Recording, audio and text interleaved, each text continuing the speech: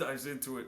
I can't count sometimes though. But hey, welcome back to the Off the Clock Show. Joined again, Sean Gervais from the OrbisX CRM. That's right, and Marshall Hill, Pines and Polishing Podcast. You'll see him before, as well as Hyperclean Car Care Products. What's the old CR? I mean, why the like special go today? Yeah, I don't know, man. I'm feeling energized, feeling jazzed up. But it's funny actually because OrbisX is a CRM technically in some aspects, but I actually don't look at it like a CRM because customer relationship manager, whatever they call it and stuff. I don't know. It's I actually prefer like CMM. It's like customer magic maker because it just makes magic. Say what you want, man. No, but it does so much more than just because like CRM is so like, yeah, it's just I enter my client and then now I can go back and see their appointment history. It's like it's okay. That's great. That was cool 20 years ago. But Is that like the different levels of CR, right? Because you got a handful of them out in the market. You know what? yeah, What like not diving into each one, but like what kind of separates? Is it the amount of tech? Is it what separates different like makes ones for like if somebody's like good question, man. way down here they like should they choose one or Yeah. the other? Like do you ever know? You ever look into that stuff? Yeah, absolutely. And it's funny because there's kind of a push that's going to be happening on our side in 2026 to make some standalone products. Because right now, a lot of software, the goal is if we throw everything in there, the kitchen sink, now it does everything for you and you're happy, right? But sometimes, like there's whole vertical markets where they do just one thing. Like there's softwares that all they do is proposals. That's it. And they focus heavily on proposals. They make them so you can do them quickly. They get high conversion rates, so on and so forth, and then they charge a fee. The problem comes in where you attract a certain demographic that I'm having a problem. Your software is going to solve that problem. But then as they outgrow that one problem, they bring in other software. So it's got to play nice with those other software pieces. If it doesn't, or if the other one also has that built in, it becomes a discussion, a budgetary one, where it's like, do we need 5 apps to do this, or could we do most of it in one? And so then it becomes okay, so if we're going to do everything in one, what are we okay with sucking the most? Because every software is going to have, the area it shines. And so like one with OrbisX would be the marketing side. So it's built to help you grow substantially so that you can make higher ticket values, get customers back in again, and also nurture your leads as well. That's our main focus. That's where it started. All the other stuff, like tagging customers with this, you can find them easy, or putting in invoices, that was all kind of secondary because none of that shit matters unless your pipeline is converting deals, closing and nurturing new leads, so on and so forth. So that's where I put a lot of my focus. All the other stuff kind of came as, well, we got to support the rest of the backbone of the business. But now I'm realizing that there's some people that just prefer a different software because it looks a certain way. Or, it has that one thing that I was really, I like that it did it this way or something.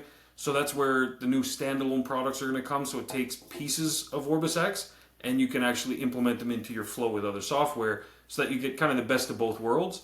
It, one, boosts the revenue for our company, and two, it opens up the door for some of those people where they have that multiple app situation. They're like, well, I do my estimates through this company and my accounting through this company, and then now I do my marketing stuff and nurturing through OrbisX. Oh shit, but OrbisX can do my accounting too? Oh, well, maybe I'll drop that other one. And so it's kind of a way to funnel in leads as well for the all-in-one solution. So that's kind of I'd say that's the difference. Every software excels in one area, and then there's others they do well at, and then there's some that suck. And it's just, it is what it is. And then hopefully over time they evolve and the things that suck become less sucky, and then it gets better, right? But yeah, that's it's probably kind of the same thing with like chemical lineups. Like I'm sure there's favorites, where it's like everything, like chemicals we use, chemicals other shops use.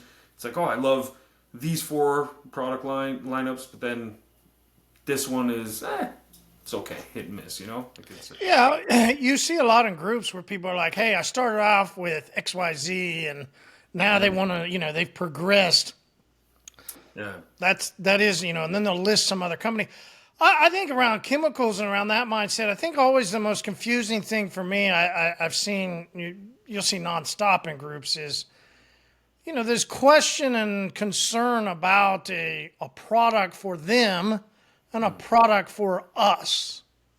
Ah. You go, a them and an us. Yeah. Oh, like non-paid and paid?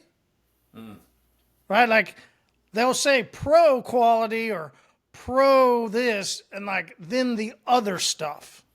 Yeah. And then they'll go to the parts store and buy a general degreaser, or they'll go and they'll buy, and put out there these brands that they can get from these low cost places, and they'll be like, see, this is for us because it's such low cost. And you're like, I'm not sure how you came up with the idea that being professional means that you use cheaper things. Why does being pro mean you cut corners? Yeah. Because it very much should be the opposite. Exactly. That's actually should be the other way around. Like you should be using the highest quality, the highest grade, because you're getting paid. Yeah, exactly. The quote unquote other people, they're doing it out of, a lot like me, out of routine, out of, I fucking laugh at these. Damn it. I tried to like not call them a name, and then I paused to not call them another name and thought of another name to call. It was like, I can't call them that. But names lined up. These people that are whining and complaining, bitching and moaning about their mental health. You go, my guys, your life is not really that difficult if you look around the world. Yeah. Look around your city, right? Yeah. Look around. Your life in quality terms of all the other people, you're doing pretty well. So I'm not sure why you're having such an emotional tantrum, an emotional fit, and this whining online and talking about it. Like, it's just like, if your health is bad, go clean cars, man. Like, I love the therapy of Sunday mornings cleaning my wife's car. Yeah. I joked the other day, you want to talk about Father's Day, you want to talk about any holiday weekends, I'm out there more than I am in other places. Like, it's my place. I love to clean. I think it's very therapeutic. Yeah. I think just the watching of, dirty go to clean. I love the process of what do you need to scrub? What do you not need to scrub? Where will a chemical work? Where will I need to do that old, elbow grease? Yeah. It's true. Right? Like this morning, I was having a hectic morning this morning, and I said, you know what? My time is my time. My schedule is my schedule. Let me just pause for a minute. Instead of me doing the regular jump straight into the emails and coding and all this stuff, I said, I'm going to take a minute. I got a new DeWalt portable vacuum. So anyway, I love it. I got it free with my Visa points. Hey. And I said, let me try it out. My trunk was looking a little dirty. Lifted up the gate. I went and I even made myself little lines and everything. I was like, you know what? That looks amazing. Went to pick up my daughter after school and she was like, geez, Daddy, this looks amazing. The older one, thank God I didn't have to pick her up because she would have just made fun of me. That kind of stuff. She's like, oh, look at you, pampered yourself, huh? And then she's the one, she never actually says the G word, but it's the other one. But the other one appreciates the cleanliness. But man, it was therapeutic, man. Very. I was moving a bunch of stuff over the weekend, and so I got a whole heap of like hay and all kinds of stuff in the trunk. I cleaned it out, and then I just kind of stood there for a moment and took it in. It's that whole smell the roses thing. And I was like, man, that feeling, like that's like what a business to be in. We're all in this amazing car care industry where, like, obviously we're car culture, man. We even build suburbs in certain ways where like you have to drive. There's public transport and stuff like that, sure, but we're very much a driving country, nation, set of nations. We love our cars, we do. And that feeling, ooh, like, don't get me wrong, I love a clean bathroom, I love a clean bedroom, I like car. Clean car. So that there's a body shop that he's a buddy of mine. He actually used to be a customer of mine when he was at the Honda store. and he was in the finance department, and I sold finance products. And half the time I'd go in and he'd have his light off and his feet up and asleep. Like, he's one of those guys, right? He was bored, but killed it, right? But just bored. So he heard about a body shop that was needing to sell, and the guy wanted out. So he threw everything in and just worked his ass off, right? Because he loved to work anyway, and built it up. And that's who I go and get cars every week to test products. To listen, they let me burn their wheels. I burned some acid. We're working on acid. I burned some wheels the other day. Like they understand, right? Like, but their cars are generally not in such great shape. My buddy Scott definitely never was. Still drives a Honda, loves his Accords. He'll always be that guy, right? Yeah. Even this very successful body shop that's now, he's had probably like 12 years or so, something like that. Very successful, and still drives a white Honda Accord. Damn, no way. Jeez. It's funny, if you look at mechanics, there's Pit it out until he finally allowed me to start cleaning it. He wouldn't let me clean it. I would clean everybody else's. He wouldn't let me clean his because he was embarrassed. And he's like, dude, my stuff's nasty. Don't do it. Like, now when I go see him, he tells me about how he starts to wipe things down now. He talks about how he realized, but now he does, right? One of his favorite things now is the drive. And that's where I didn't ever understand. Like, that's always been my favorite thing to do with a car. Go for a cruise, right? Like, go drive. Like, look around, see everything. Like, I love to just be in my vehicle. Yes, it's like the road trip and mini road trip. It's not always just about like running errands, like, oh, I gotta go get groceries or something. No, it's about sometimes just get in and be like, you know what? Just take a drive. My wife and I do that when we find a new neighborhood. So if let's say we have to go, I don't know, pick up something at a store that we don't usually go to. We go to pick it up, and then on the way we're like, man, I've never even seen this neighborhood before. And we just go for a drive and we look around. We found this community garden the other day, and we just kind of sat there and watched, and we were seeing all the people come in, and they were looking at plants and stuff like that, and we were like, man, this is amazing. And then we just carried on our way, went driving some more. You look at houses, oh, look at that, look what that person's doing. It's, I don't know, it's therapeutic or something, But if you're in a dirty car, then no, it's not. But you had said something that sparked something in my brain here. If you because that feeling's addictive, right? Where I've been there too, where I didn't use it as much. Yeah, like my car was filthy and I just didn't care. And then I got my car cleaned professionally once. This was many years before I ever started Auto World, and I was like, holy shit, man. It just, I felt different about the vehicle. At the time I was like, who cares? Drive-through wrappers, this, that, the other thing. It was a car. To me, it was just point A to point B. After that moment, I was like, this feeling needs to stay. Like, I need to, and so that's, in my opinion, one of the advantages of pushing peace of mind packages, getting people on maintenance schedules, and convincing them through that by getting them their own products to use as well in between visits, where they get to experience that process and that feeling, but then they're not always going to want to do it. It becomes habitual and it's addictive. They want that feeling. They don't always want to clean it, but they want that end result, the feeling. Yep. So that's, and glass is probably number one. You hate to look out of dirty glass. It's true, 100%. 100%. Number two might be the dash. You hate to have a dusty, dirty dash. Yeah. Right. So you can kind of live with if you have to, but yeah, especially if you have to give someone a ride, that embarrassment sets in, and it's like, oh. You might try and take the cuff of your sleeve and try and, wipe it down a little bit before they get in. It's that kind of, but when it's maintained, when it's regularly cleaned, you always have that feeling. It's like, hey, yeah, you need a lift? No problem. You're not embarrassed. So a professional product that crosses over, people all want to know, what can I leave, right? Like, hey, I'd love to leave something for a bottle of Hyper Clean glass cleaner. Unbelievable. They will absolutely be thrilled. They will love you. The other would be Hyper Clean Revive. It's the easiest to use. It will clean everything, safe on every surface of somebody's car. You don't have to have them worry about it. And so maybe if you got a full detail and you leave a bottle for them, what does that kind of gift look like? That goes a long way. That goes a really, really long way. Absolutely. And it's a lot more guaranteed than like Facebook ads or something like that. That person is going to talk about it. They're going to come back for sure. They're going to sign up for your peace of mind package. Like the benefits far outweigh your initial investment in a major way.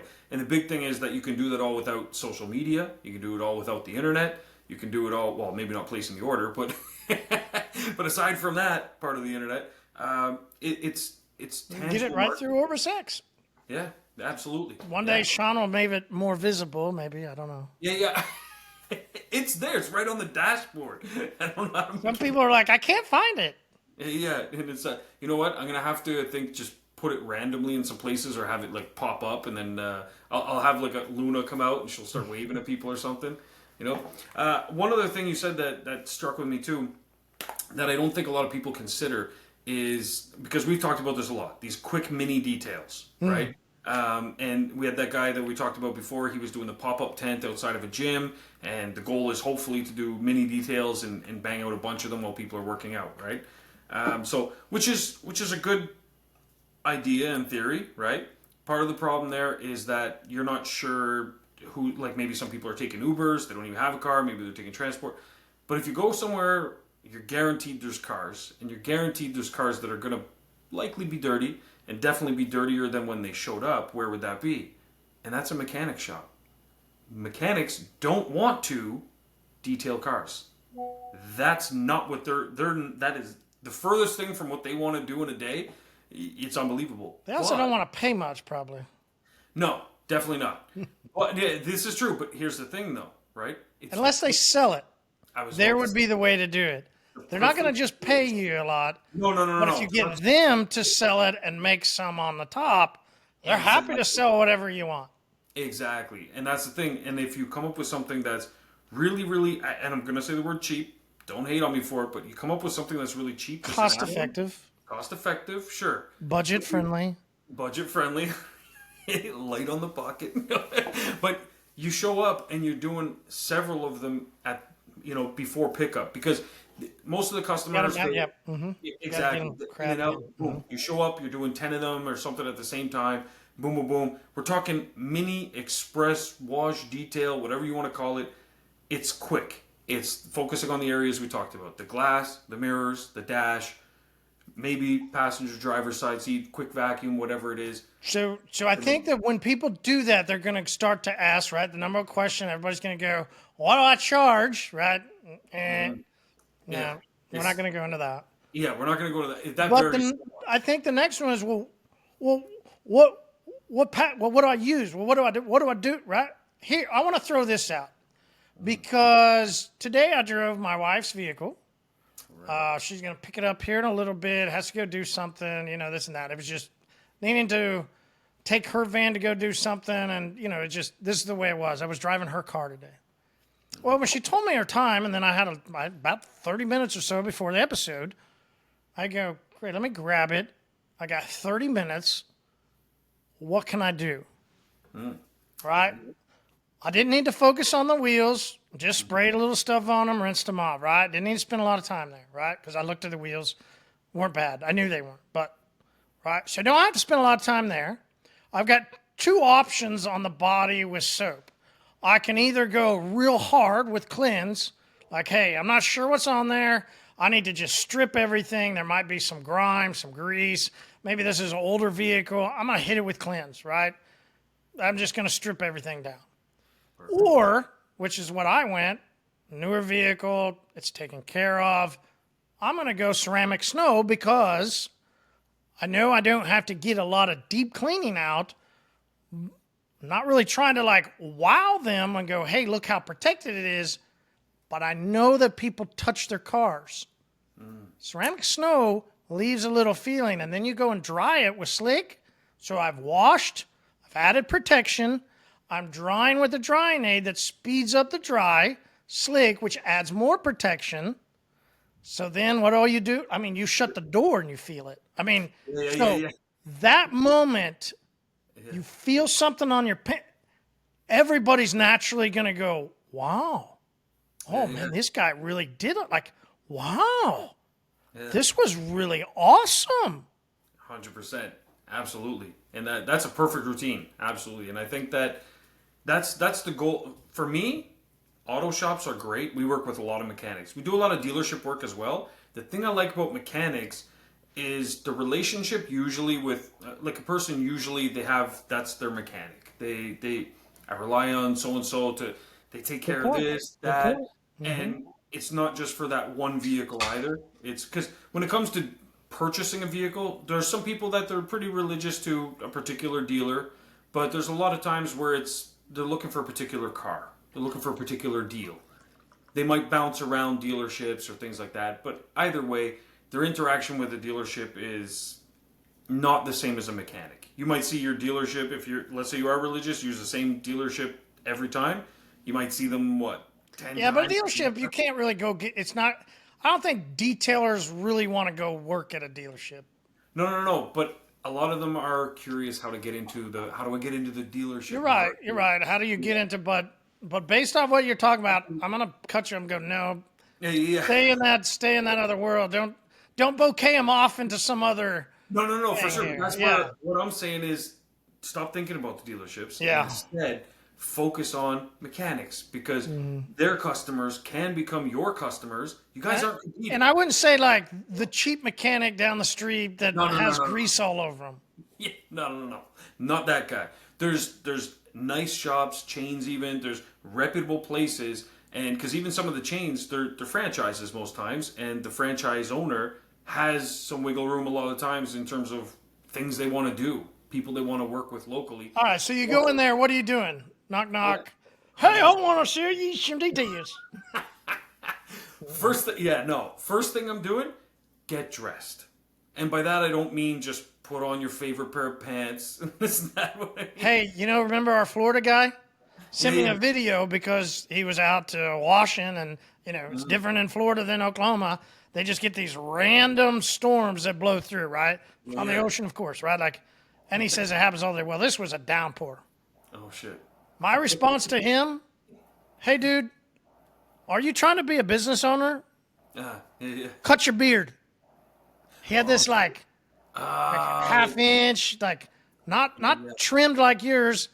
He's from like he's a mix, but he's mostly black mix. So you understand that Yeah. hair and the way a black a black person's beard is going to come out. Well- And then if they don't keep it trimmed, Yeah. then it gets this like wiry like Yeah. like hey dude, And it's like uh-uh. appearance- That if you want to be in business and you want to go try and sell somebody, to your point, get dressed and hey, trim up the beard. And I told him because he used to work for me. I said, hey, you remember when I had my straggly beard? I said I wasn't in a good place mentally. I was in a very, very bad place mentally. You remember how big I was. You remember what my beard looked like. I didn't look good. Yeah. I said, as soon as I cut things, as soon as I started cleaning up my appearance, I said, business started going up again. Yeah. So it's interesting how that happens. My It's business true. was good. I got into a real bad mental state. My business starts going down because I'm looking bad. Interesting. Cleaning things up, and you start going back up again.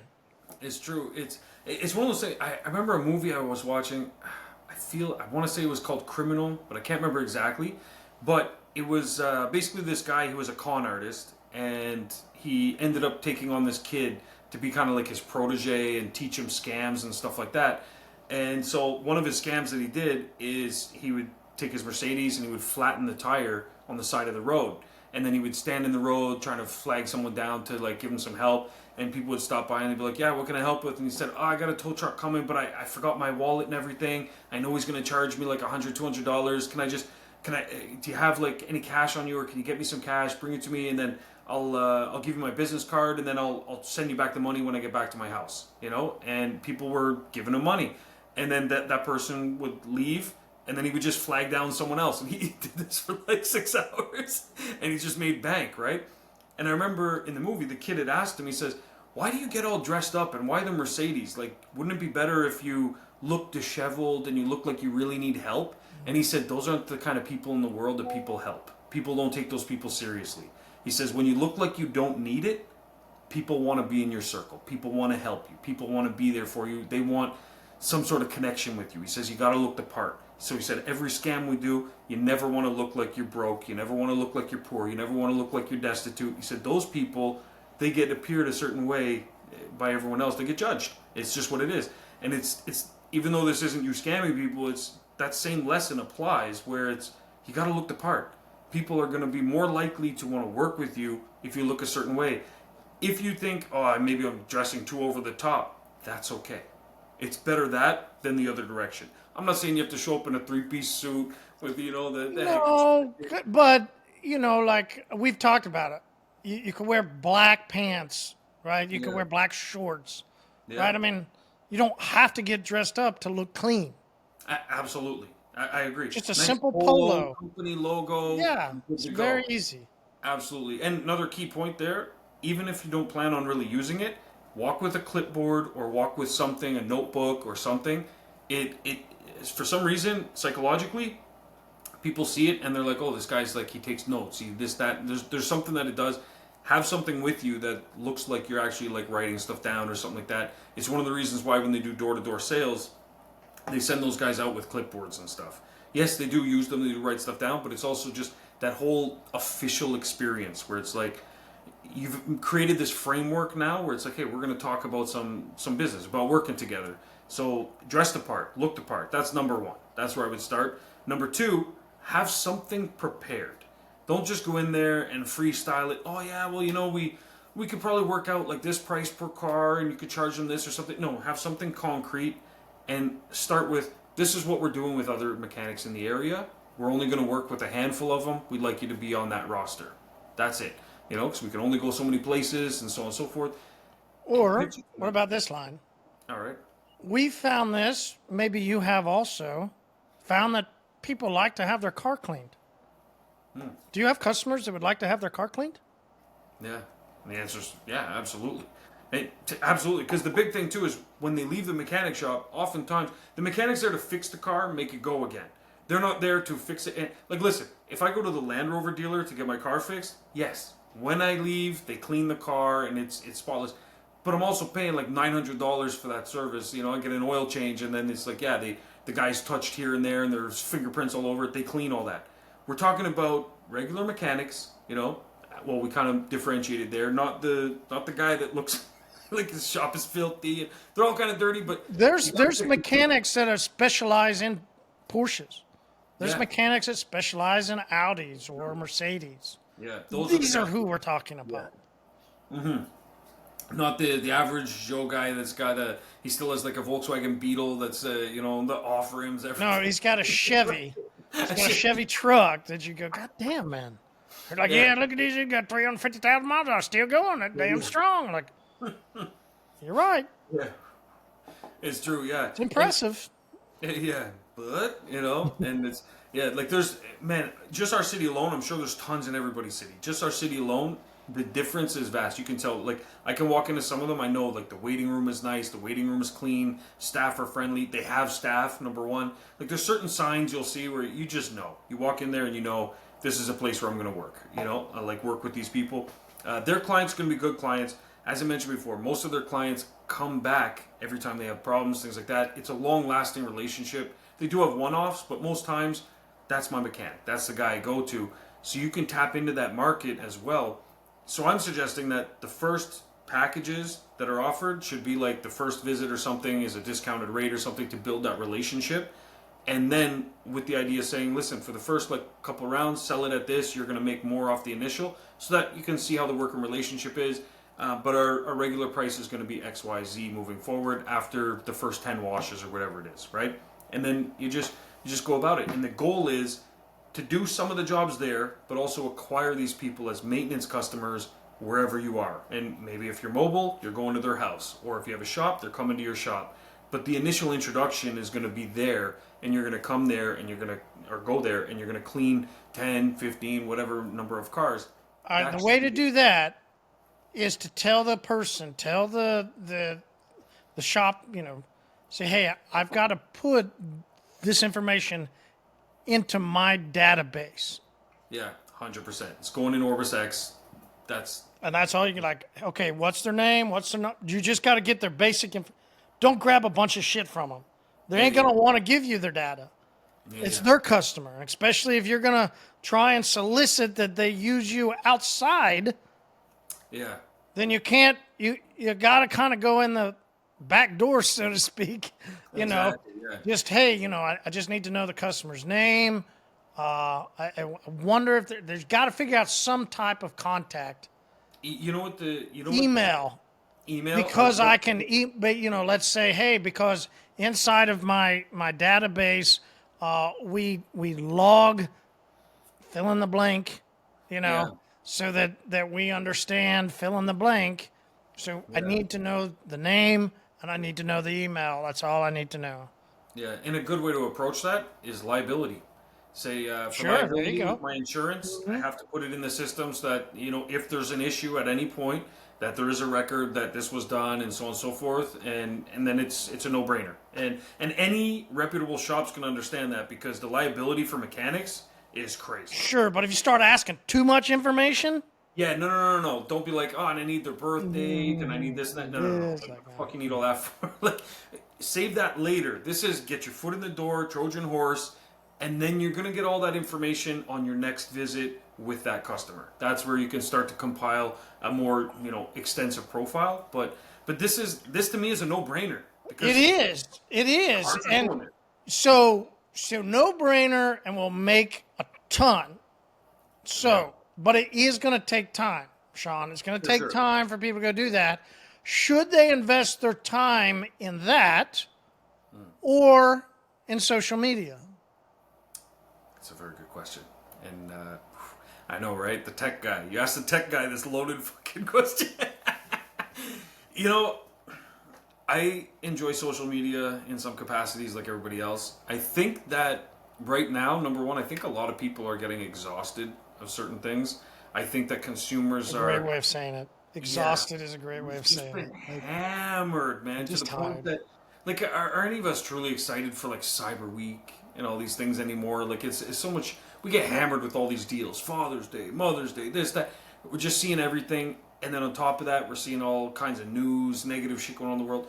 Social media is great for a lot of things, but I think people are getting exhausted of certain things. And we're also kind of seeing the same old tricks because everybody's now a marketing guru and setting up a course and they're all teaching the same recycled shit. So everything starts to kind of look the same online.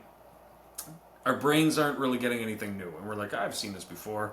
Different content, but your brain's aware. Like, I've seen this trap, this funnel before. I know what's going on here. And we just psychologically tune out, I think. But also, with the exposure of these courses and people saying, oh, I got to get in social media. Everyone's telling me I got to do social media.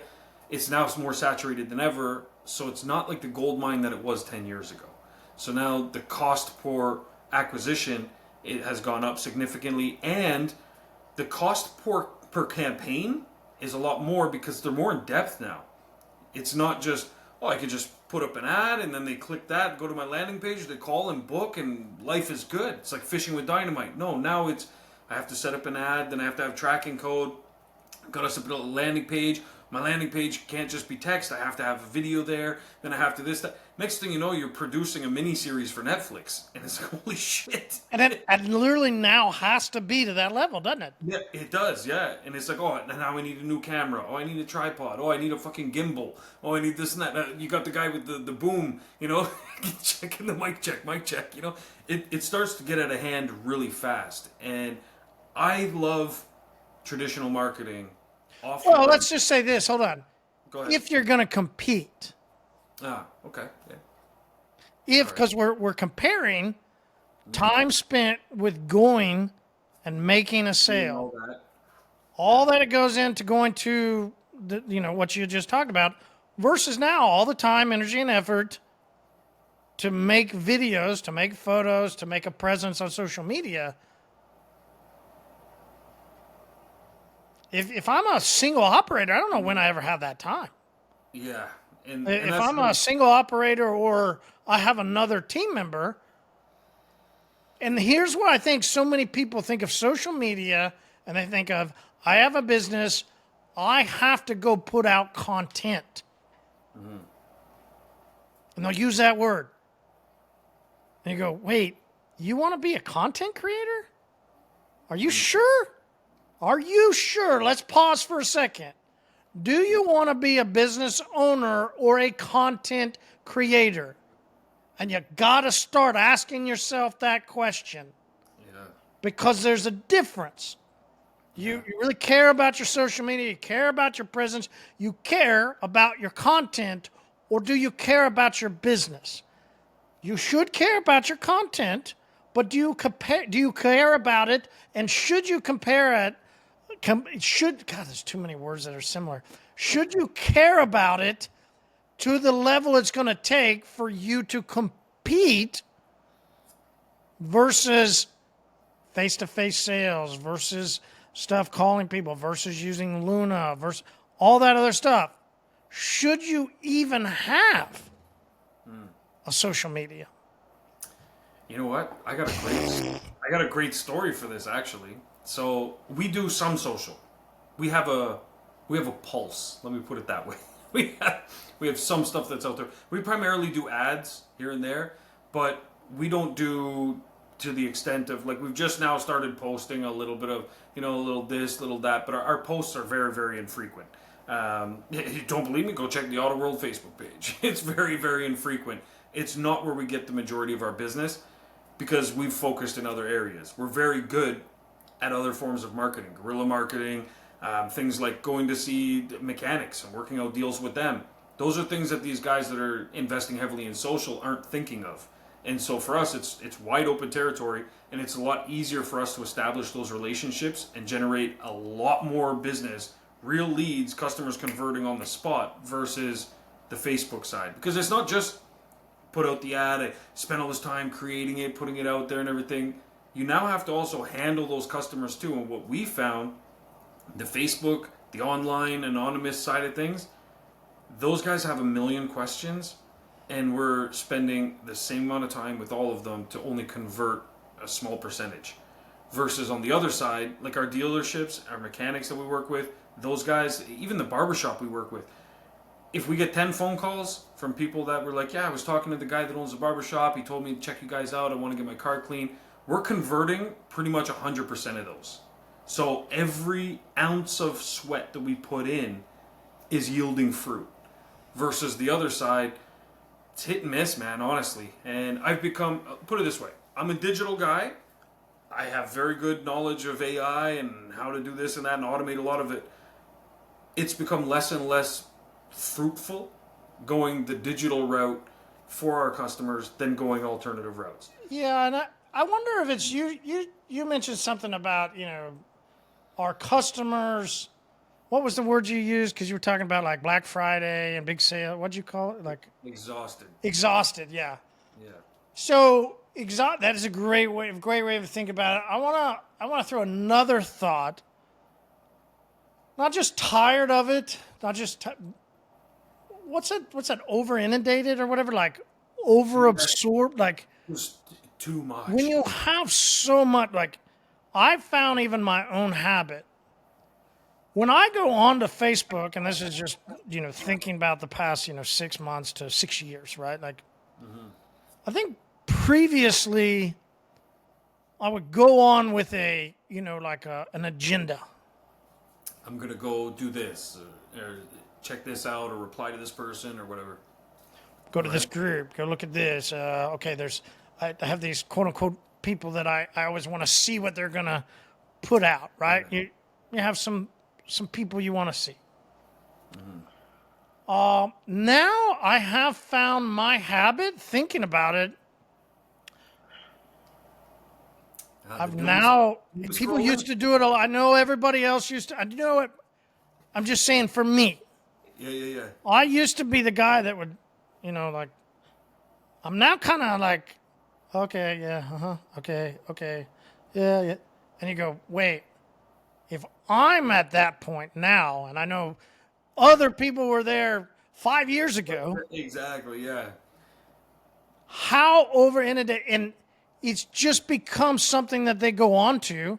They have to go, and I'll watch. If you guys ever watch people, I'll watch my stepson. I've watched my children when they're here. I've watched my wife. I'll watch people while they're interacting on social. That's a It's good the point right there. same. Attention. And then you got some people that'll they just want to hit, they want to hit like because they want the other person to feel liked. Yeah, they're like, oh, I liked it. I liked it. Because so many people say, hey, like my post, comment, subscribe. Like it's a plan, right? It's a path, and it's Yeah, what social media has become to the point now that you're just a part of. And then it goes back to when I've joked with you, or like do do Google reviews. Like it's not. It's more of just that moment, right? Do likes matter? I've asked this question to Nick and my partner when we've talked about it. I said, I know that there's a lot of people that trade. They trade financial gain over likes. okay, yeah. And they will actually even argue money isn't for them. They aren't doing it for the money. Yeah. They'll actually even say that. Jeez. And then any of us that are in business, you go, well, why are you doing it? Yeah. It's like, Well, I'm doing it to help. No, you're not. Internally, in your mindset, you feel good when somebody likes it. You're doing it for the likes. At a core basis, when somebody's creating content and are content creators, I had to listen to this video. I need to send it to you. It was this content creator bitching and moaning about other content creators. okay. Yeah, Now, yeah. when we say content creators, they're not owners of companies trying to sell things. Now, that is content, but that's content with a purpose. Content creation is literally just creating content so that other people will like it. Yeah. That is that, like, just think true. of it. Content creation. I'm only creating it so that other people will view it and they will like it. I have no other means to it except what it does for me. By allowing other people to like what I do, it creates something for me that I like. I'm doing it for the likes. Something. Yeah, yeah, yeah. I'm not doing it for money. If you're not doing it for money, you're doing it for something. That becomes likes. You're doing it for yourself. Okay, all good, but let's. Draw a line in the sand there and separate the two. Yeah. Yeah. And that's the thing is that I find for us, we haven't focused too much on the social side because I could care less about the likes. Like it's just, it means nothing to me. We're running a business. We're here to make money, and that's what we do. We've kind of taken another look, I would say, at our social media stuff, mostly because it's going to support some of the other things that we have going on. So we're doing these new storytelling campaigns that introduce our staff and all kinds of stuff through the email marketing side. And while we're creating that content with the purpose of making money, it's for us to build more trust in the community, more trust with our clients, and just kind of keep that relationship going. Just better knowledge for them. Like maybe someone was on the fence, they haven't made a decision on, like, oh, I got to get my car PPF, they haven't chosen the company yet. When they start to see, like, oh, let us introduce you to our techs, things like that, or here's the products we use. So don't you think that you're talking about it from a business that's at a level? Yeah, for sure. Oh, there's definitely, and that's When the you thing. when you go down those levels, you got to ask a question. Yeah. I think before everybody always assumed I have to have social media. They will actually even make sure they get it before they do a business card so that they can have the link. They can feel something, right? Then other people they're like, hey, well, the people know I have social media. They know I am somebody. I am something. Yeah, it's true. I've seen that too, and I agree. There's levels to it. It's kind of like having an HR department. If you're a solopreneur, you don't need an HR department, right? But as your business You got 10 grows, people. You don't need an HR department. you know what I'm saying? But it's like as your business grows, you need different things, and so you put your energy in other places. So, like we've got to where we are now with minimal social media presence. And now we're just looking at it now because it's one more piece of the whole pie. We're going for that omnipresence type thing where we've got this in play, we've got this in play. Let's check in the box. Absolutely. We're just checking the box 100%. So companies at a certain level, social media has really become that. It's just A checking check in the box, Yes. right? They pay somebody to do it. They don't pay attention. They don't care. They just know they have to have it. Just check the box. Exactly. If you're somebody that is starting a company or you're in 5 years in business, do you need to spend your time 1 second creating anything on social media? And I'll go, okay, only if you want to check the box. Yeah, I agree. Do not waste your time there anymore, right? Yeah. I used to spend a lot of time commenting on, and I used to tell people, hey, go onto Instagram, comment on people's photos, interact, go spend time, make the best quality of this, make the best. Yeah. That was then. You know what I think people that should was do? then. Absolutely. This what is what people should do is log their time. And so, like, that's one thing we're doing right now. So we have someone that's creating new videos for us that's going to be used in social. Then we've got a platform that posts in all the platforms at once. We still have to curate the content in terms of, like, the text that accompanies the video and so on and so forth. Build the landing pages. As I mentioned, we're making basically a mini docu-series for Netflix. Like, that's what it feels like.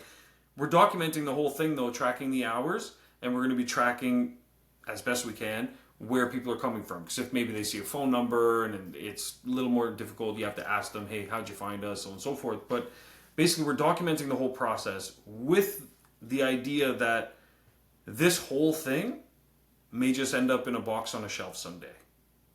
We may just literally shelve it and say, we tried something, that's no good. Because as much as we do have to check boxes, you also have to know when to uncheck that box as well and say, no more. At least not right now. What else can we do? But in my opinion, you have to do several things at the same time in order to see what's worth it, because you won't know. If you put all your energy just into social media and you don't do the thing we suggested today about the mechanics, for example, you won't know. You might think, oh man, I had great success with Facebook because you got 10 new clients, but you missed out on 100 because you didn't go knock on some doors. Yeah, but did you get 10? I really question how many people could get 10 new customers in a month off social media. On social media, yeah. I really, apart from them having to go in and talk to people and really spend time, and this is what I want to say, and I don't mean your recurring customers. I mean, can you get new customers on social media? I know that there's one guy out there going, there's, okay, 99% of the other detailers out there, I think maybe at this point of what social media is, you should really just check your box. Take a photo, halfway decent, use your iPhone or your Google phone, whatever. Make something really good, use the stuff and then use Luna. Luna, I just need a real brief. I don't need some long drawn out thing. I just need to explain something. And maybe that's all we got to do. Just explain what it was. Hey, this was a really great car. This car was such and such, and here's what we did. It just allows somebody to check a box. Now, do you need to check the box and have every photo look exactly alike? Then there's no reason to check that box. Nobody's going to even look at anything. It's true. They're just going to go, this is stupid. Yeah, absolutely. And that's where, to question, to find out whether or not it's stupid at all, is set yourself a deadline. Say, okay, I'm not just going to jump on the social media bandwagon and ride that train until I get exhausted of it. Say 30 days. I'm giving myself 30 days. I'm going to post content. I'm going to make some videos. I'm going to this and that. I'm going to post on these platforms. Make a plan. Literally say, I'm going to do this many posts a day, this many posts a week. I'm going to post at these times. Ask Luna, what times should I post on Instagram for best results? What time should I post on Facebook? Literally make a plan. You can even ask Luna to make me a base plan and then modify it with Luna. Whatever you need to do, make a plan and then stick to it for 30 days and then do a performance review. And be like, okay, how much time did I spend on this? Did I spend 12 hours doing this? Okay, so I spent 12 hours. How many customers did I get? Because even if you got 5 customers, it's like, you still had to do the work for the customer. There's no way they got 5. I'm going to guarantee that they got no customers and they spend a lot of time, and they'll get to the point of needing to check their box. And they could use Luna to just plan it out. Because this is my point. I'm not going to say don't use social media. I'm not going to say don't post. But there's got to be, as the economy was great, of course, do it. Yeah. the things about now is it means you've got to trim your fat, right? You can't have wasted time if you want to progress. Now, if you want to just stay the same, keep grinding it through it, go ahead, man. Fucking keep grinding your life away, motherfucker. Yeah, exactly. Enjoy it. Check that box. Grind away. I'm grinding. Cool. Look at all the people that used to grind and they used to talk about it. You remember those grinders, Sean? Yeah, I remember. They ain't around anymore, are they? No, they're not. Nowhere to be found. Absolutely. Nowhere to be found. But You always got to climb. Yeah. You want to climb, you need to start working on this now. Don't wait. Trim your fat. Trim the amount of time you spend. Just start checking your box. Now, don't blow it off. Don't do shitty. Yeah. Check your box in a good quality thing. Use Luna. And just get it out there. Stop wasting your time thinking you're going to have this magical moment. And here's the reason why it's not magical like your magical moment, Sean. Magical. Is a magical moment only happened for them. Yeah. We go back to this. How fast do people go?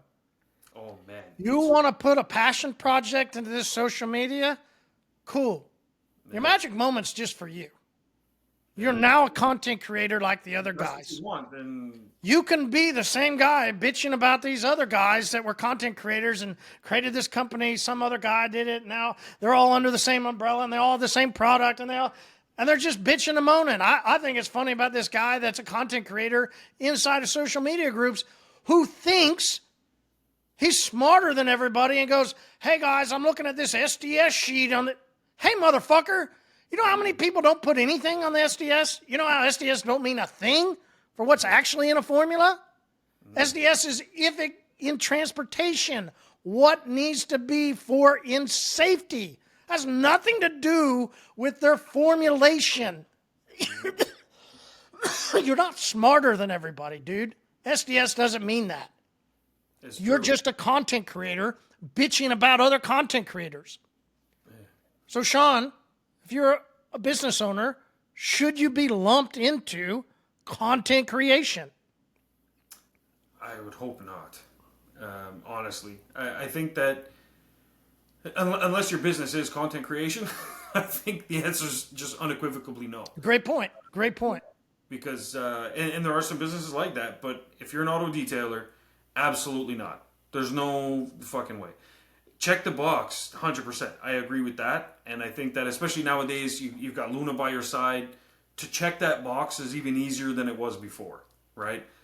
But and listen, if you're at a certain level where, okay, we want to check that box, but a little bit more in depth and see what happens. Like I do know some guys that are crushing it on social, but they're also spending a fortune on social. Fuck yeah, you do. Literally make it their life. Well, just go back to this. So if I only have a feed that's about this month, Yeah. are you going to be able to compete with Coca-Cola? That's the thing, because you're competing against not just other detailers. You're competing for attention with everybody. That's why I asked the question earlier. Could you compete? People are like, yeah, I can do it. Fuck yeah, man. Yeah, you're going to outsmart the marketing department of one of the largest beverage companies in the world, for example. Like, you got to be fucking kidding. Not to mention the amount of mushroom drinks, the amount of all new things coming out. That's the one thing I keep seeing is all these like mushroom infused drinks that have come out now and all this different stuff. There's everything. And you go, hey, could you really tangibly for a long period of time over and over and over and over and over compete? I mean, you're David versus Goliath here. 100%. And you're going to win? Hell no, you ain't. No. We have to look at our industry, too, and what we're selling, what we're offering. That plays a big role, because product sales tend to do somewhat well, depending on the marketing team behind it. But I'm also talking about big marketing dollars, big marketing budgets for companies that are investing heavily in social. Those do well if it's like an impulse buy for a particular product or something like that. That's different. They've got really good catchy ads that capture your attention in half a second. and then you're curious, but they're still only getting a small percentage of that entire funnel. But something where it's like car detailing in comparison to maybe there's a nice shiny watch around Father's Day or something. Like, we're talking two different things here, and you have to recognize the lane that you're in and be like, hey, what can I genuinely accomplish? And I think a lot of people just dive in to check the box, but they don't have a plan in place and they don't have a goal in place. So they don't really, they kind of make excuses because they don't really have an end goal. Like, I need to get 10 customers from this campaign minimum, That's a great point. or I'm Great fucked. point. And Great if they haven't thought about that, they just make excuses for, well, I did all I was supposed to do. I checked the box, and it must be because the economy's shit, or because I didn't put enough money in it, or maybe Facebook wasn't really showing my ad the way it should. Let me message support, or has anyone else had this problem with Facebook? Like, it becomes a whole fucking thing of excuses, and it's like, what were you expecting, though? Were you expecting something unrealistic, unattainable? Did you even give it some thought? You don't know. You're just like, I'll probably get a nice flood of clients, and if it was that simple, all I have to do is so I'm going to just pay Facebook $200 and I get a steady stream of fucking customers. Back in the day, it used to happen. Come on. yeah, but we're going back, like, within the last 5 years, that has not been the case. No, You know? but back in the day, it did. I remember in the spending day, it did. 7 cents, 4 cents, 8 That's cents. true. It was amazing how cheap Fuck it yeah, was. it was. It was awesome. Yeah, even Google back then, man, it was like, yeah, it was amazing. But that ain't 2025, is it? No, definitely not. And that's where, guys, we got to realize, like, marketing changes, marketing evolves. The one thing that I always learned about marketing, and the reason why Auto World and all my other companies have done well, is that we're willing to put in the work. And a lot of people, I think, want that shortcut where, well, I got to check the box. I know I need a funnel of some kind, but I don't really want to do too much for that. I just want to detail, and I want to argue about should I clean door jambs or not. Like, that's the shit they want to do. They're not wanting to actually do the marketing side. So we do this stuff. Like, do you know how hard it is to go do some research, some recon on 15 different mechanic shops near your shop, and to say, okay, how many staff do they have? Do they have a receptionist? Maybe just like drive by there a few times, see like what hours they're really busy, because you don't want to go in there when the guy's like up to his That's nuts. actual strategy. It's actual strategy. You got to put in the work. You got to do some recon. Go in there. Maybe you bring a gift. Try different things. Try donuts at one place, coffee at another, this and that. You got to put in work. But the rewards are there. And there's no noise. There's no clutter. Nobody's willing to do that kind of shit. And that's why OrbisX has done well. That's why Auto World has done well. Our dealership, the cell phone store, you name it. All these companies, because we go that extra mile and do those kind of things, you can do that online as well. You could do that through Facebook, but as you mentioned, like when I walk into the mechanic shop, I'm not competing against Coca-Cola. I'm not competing against some fancy watch that someone's selling a flash sale for Father's Day, or who knows, a mug set, or what. You're not competing against all of that. Online, not only is it a global platform, they're showing ads from all over the place, you're also competing with their friend circle. They're scrolling down, and they might even miss your ad just because they were trying to scroll to get away from something they saw from Cindy. Oh, fuck, there's Cindy again, showing off. Scroll past it, now your ad's gone. Like, who knows? There's so many things that happen there, but that doom scroll, that's a real thing. Just watch people on their phone, and you'll see it. You'll see it happen in real time. People don't have time anymore. People are so distracted, so exhausted with the information that they're getting. Man, even YouTube now I find is changing. Like, Jesus, man, I find myself sometimes, I'm like, looking for something, I'm just like zink, zink, zink, just going through video, and I'm looking for something in particular, and like it's a different landscape out there for sure. The way that we're all taking in information is different, and I think that the harder path, it is work, it is harder. It's going to be more successful though. It usually is. There's no such thing as a free lunch, and not to say that hey, if you're having success on social media, go for it, have at it. I'd actually say it's not harder. All right. Well, you know what? That's a good point. Because to our point, yeah, because if the amount of work that it would take to gain customers on social media versus going to different shops in our area that also work on cars. You know what? You're the harder part, I guess, for what you're saying on that is if somebody goes, well, I can't talk to people. Yeah. I'm not good at sales. And in that case, it's not harder, it's just fear. And you can overcome that fear by hiring someone to do the sales, Pay them well, pay them or commission, using Luna.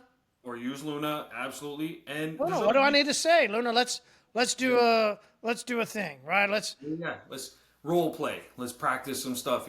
Oh, hi, da da da on this, and rate my sales script. Stuff like that. You can do these things, absolutely. And I would argue it's better to spend more time with AI figuring that part out versus looking for the shortcut. And so you're right. It's not that it's harder. It's appearing to be harder. So this path seems harder, but in comparison to like what I'm seeing right now, because there's two schools of thought in our shop right now. Nick wants to very much go the social media route, and we gotta do this, this, this, this. He believes in it because he doesn't have time to participate in any of the sales stuff. He doesn't even have time to participate with the sales team. I've got that time, and so we're kind of having a competition right now where I'm going our traditional route, and I'm gonna crush it. And he's going we're going to do the social media thing. So I see them like we ordered new cameras, that boom thing. Hey, listen, that's us. We're the same way, yeah. right? It's We it's a heavy production, investment. and we're hard on phones, and we're making calls. Like, ultimately, it is the balance, but that's not for the level guy here, right? Like, that's up the levels a bit. Is ultimately the balance, right? Yeah. But for now, it probably should be more. Let's Maybe get out in more front of some phone. people. Let's go talk to some people. And if we're a little apprehensive on that, let's work with Luna Yeah. and Sharpen your knife. let's get that better down. at Yeah. sales side. Yeah, absolutely. Because if not, you're gonna just waste a bunch of money. I mean, if you want to support, Zuckerberg, go for it. You know what I mean? Not today. Not but today. No more. throw away free. No more. Yeah. We Yeah, can't do it. Not in today's world. You It's can't true. do it. The world's changing, so avoid that doom scroll, man, and get out there, man. It's a great opportunity. You're gonna feel better. Be outside. Go talk to some people. Knock on doors. I tell you, the first 10 are gonna be tough. But I always made it my goal when I did sales. I know you did door to door stuff too. I think, right? I think so. Oh yeah, had to do cold calls. Yep. Yeah, me too. And I always made it my mission to see how many no's I could get. I was like, let me see how many no's I can get. Because everybody focuses on like, oh, you got to Yeah, get no, those not me. yeses. I didn't like those. Oh no! But here's the thing. For me, the no's were opportunities for They me to are. learn. I learned more from those conversations than anything else. So when someone would say no, I was like, let me see how many no's I can get before I get a yes. And more times, I would end up getting yeses because I was aiming for that. I was prepared for whatever objection. I don't know. It was kind of a weird psychological thing. But Yeah, we just look at it different. For me, I don't like them. I know they're coming. yeah, they're gonna come. They're gonna So we come. just look at it different. That's Yeah, why yeah, I just had to say I don't like them. yeah. I don't like them no. I don't like those guys telling me no. Yeah. But I know they're going to, and I know I've got to figure out a way to get them overcome to that say no. yes. Yeah, exactly. Or the next guy. Yeah, exactly. You know, You like, gotta prepare I don't too. like it, Yeah, so yeah. I got to figure it out. Yeah, exactly. And you just keep going, and then you're gonna get those yeses. They're gonna come. But it's but yeah, 2025. Avoid the doomsday scroll, and that's the route I'd go. Yeah. I know I had some other stuff to go over today, but I'll table it for next week. Yeah. This kind of it's funny. We had a whole plan what we're gonna do, and then we went down this path. That was I like those moments though, just freestyle. Anyway, yeah, good stuff. Well, man, thanks for your time again, guys. Avoid the doomsday scroll. Check out some mechanics. You can literally find a list of mechanics. Just ask Luna, and you'll be able to find a list of mechanics in your neighborhood. Start there, work that list. I would say that's a better goal for 2025. The rest of the year here, just say before the year's done, I'm going to visit every one of those mechanics and see if I can set something up. And then you can get some stuff printed from Printing Shark. We own the company as well.